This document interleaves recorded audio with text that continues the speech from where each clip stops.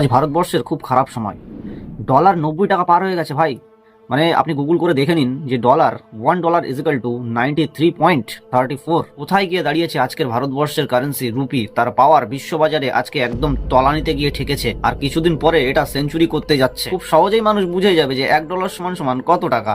মানুষের আর মাথায় প্রেশার দেওয়া লাগবে না, মানুষের ভাবা লাগবে না, গুগলে সার্চ করা লাগবে না, কিচ্ছু করা লাগবে না। মানুষ এমনিতেই বুঝে যাবে যে $1 সমান তো 100 টাকা। এতে মানুষের সুবিধাই হবে বলুন। নরেন্দ্র মোদী 2014 সালে যখন নতুন নতুন ক্ষমতায় আসে তখন অনেক রকমের আর্টিকেলস দেখা যায়। তিনি নিজে মুখে বলেছিলেন যে ডলার মানে $1 সমান 40 টাকাতে নিয়ে আসবেন তিনি। আর যদি আপনি আমাদের প্রধানমন্ত্রী নরেন্দ্র মোদীর পুরনো ভিডিওগুলি দেখেন তাহলে সেখানে তিনি স্পিচ দেওয়ার সময় বলছেন যে রুপির ভ্যালু যদি নিচের দিকে চলে যায় তাহলে তার দায়, তার দোষ সম্পূর্ণ প্রাইম মিনিস্টারের। গভর্নমেন্ট ঠিক করে চালাতে পারছে না, কিন্তু এখন তো তিনি নিজেই পিএম। মোদিজির অফিসিয়াল ইউটিউব চ্যানেলের একটি official video, falling value of rupee is because of corruption in UPA. তাহলে কি ভাবাই যায় যে এনার গভর্নেন্সেও কারাপশন আছে। মানে ইনি যখন অপোজিশন ছিলেন তখন অন্যদেরকে দোষ দিতেন। গত 10 বছরে আমাদের ইন্ডিয়ান রুপি 47 থেকে 50% নিচে নেমে গেছে, যেটা ইতিহাসের সব থেকে বেশি। আর যার ফলাফল আজকে প্রত্যেকটা জিনিসের দাম আকাশ ছোঁয়া। এখন শুধু সরকারকে দোষ দিয়েও আর কিছু হবে না। আমি আপনাকে রুপির ভ্যালু কমে যাওয়ার পিছনের কারণ বলছি। বিগত 2-3 বছরে ফরেন ইনভেস্টররা তাদের 2 থেকে 3 লাখ কোটি টাকা পর্যন্ত ভারতে ইনভেস্ট করা থেকে পিছিয়ে গেছে, সরিয়ে নিয়েছে।